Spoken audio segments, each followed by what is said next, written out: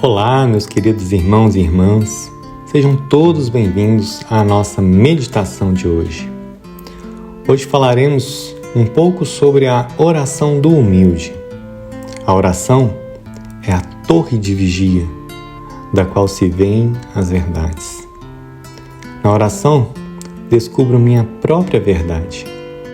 Colocado diante de Deus, deixo cair minhas máscaras e me apresento como sou. Não temo, porque sei que Ele me conhece muito melhor do que eu mesmo. Acolho minha pequenez e também reconheço o meu pecado e a minha pobreza. Do seu olhar, sou capaz de descobrir também os tesouros que o Pai colocou na minha vida. Ele me olha e me embeleza, porque, como diz São João da Cruz, o seu olhar é amor. A parábola do fariseu e do publicano foi contada pelo Senhor por alguns que, se considerando justos, se sentiam seguros de si mesmo e desprezavam os outros. É fácil para o homem cair nessa tentação, e isso pode ser particularmente verdadeiro para aqueles que professam uma vida devota. O fato de observar a lei de Deus, praticar os exercícios de piedade, fazer esmolas e talvez algumas penitências podem gerar em um espírito não purificado de orgulho um senso de suficiência. Apresentar-se diante de Deus com a cabeça erguida, com a secreta convicção de ter algum direito de ser ouvido, com preferência a tantos outros que são, entre aspas, ladrões, injustos, adúlteros. Mas Deus pensa de maneira diferente. E sobre o fariseu cheio de si, ele dá preferência ao publicano, que é pecador, mas humilde. Não se atrevia nem a levantar os olhos ao céu. Apenas batia no peito, dizendo: ó Deus, tem piedade de mim, pecador. A julgar pela conduta externa, a postura moral do fariseu é, sem dúvida, melhor do que a do publicano. Mas ele carrega em seu coração o verme do orgulho que mata a caridade. Esse homem não ama a Deus nem ao próximo. Em vez de louvar a Deus e testemunhar seu amor, ele ama a si mesmo e ama a própria excelência. Em vez de amar o próximo, despreza o publicano. Não existe caridade no último, porque a desordem moral o destruiu, mas há humildade. Ele é consciente de sua miséria, lamenta, arrepende-se e invoca a misericórdia de Deus. E Deus, que vê os sentimentos sinceros de seu coração, justifica-o. A humildade realiza o grande milagre, restaura-o na caridade. Com o fariseu ocorre o contrário. Ele permanece fechado no seu orgulho e a graça de Deus não o alcança, porque todo aquele que se exalta será humilhado e quem se humilha será exaltado. A parábola é um forte chamado ao valor da humildade, que nenhuma outra virtude moral pode substituir.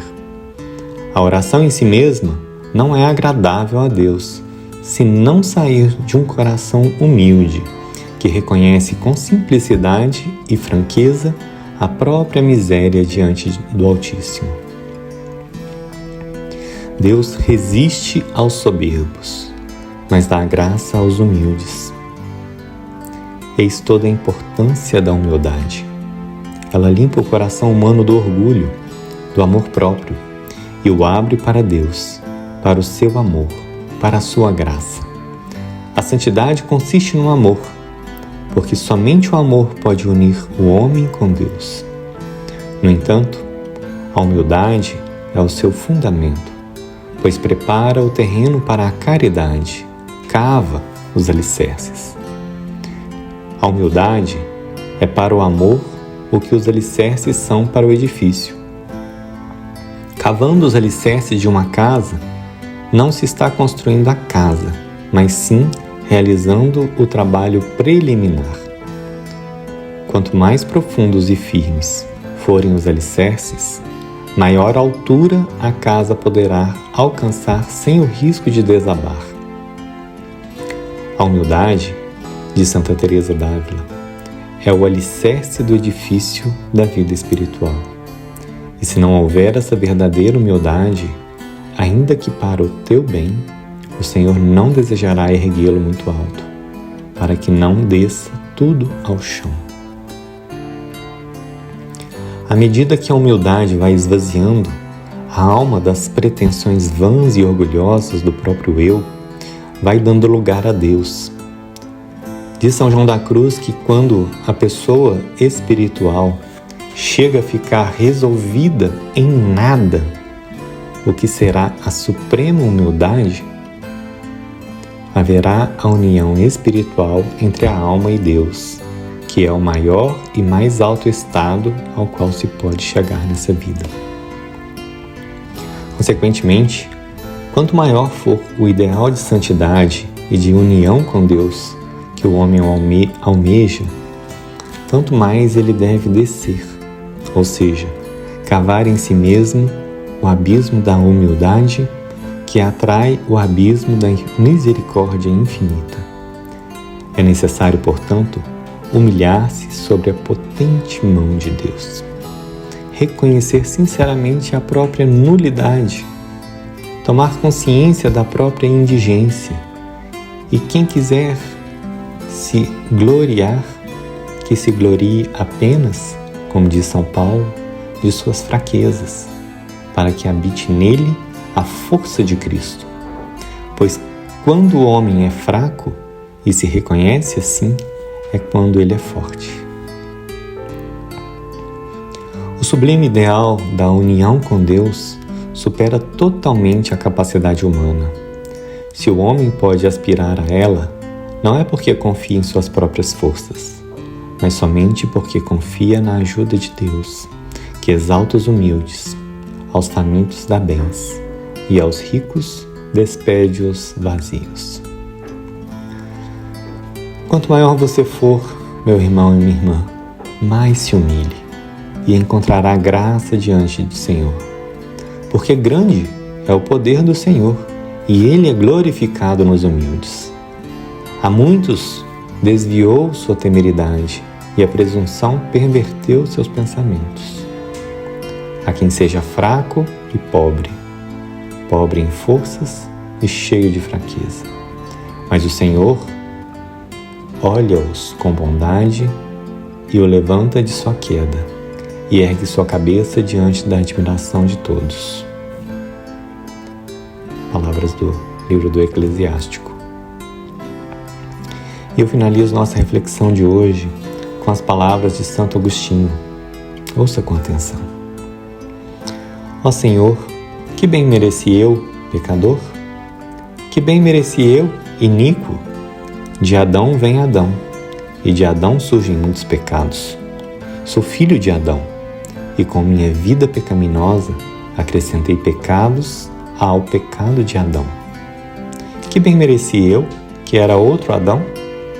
Contudo tu, o misericordioso, me amaste, não por minha beleza, mas para me tornar belo. Se busco o que há de mim em mim, encontro o pecado. Se busco o que há de mim em mim, encontro a mentira. Fora do pecado, tudo o que encontro em mim é teu. Não a mim, Senhor, mas ao teu nome darei glória. Vivifica-me pelo teu nome, Senhor, segundo a tua justiça, não a minha. Não porque eu tenha merecido, mas porque tu és misericordioso. Se eu apresentasse meu mérito, não mereceria de ti outra coisa senão o castigo. Arrancaste de raiz meus méritos e introduziste os teus dons. Santo Agostinho. Ó Deus, Pai de bondade e de misericórdia, ajuda-me a reconhecer que és Tu, com a força do Seu Espírito, aquele que faz nascer de novo e consolida em mim o bem e a bondade. Educa meu olhar com a força do Seu amor misericordioso.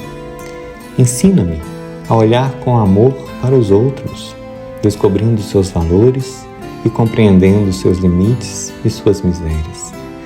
E me livra, Senhor, me livra da presunção de me achar bom. Amém. Amém, meus irmãos, minhas irmãs. Caminhemos, olhos fixos em Jesus. Que Deus te abençoe, em nome do Pai, do Filho e do Espírito Santo. Amém.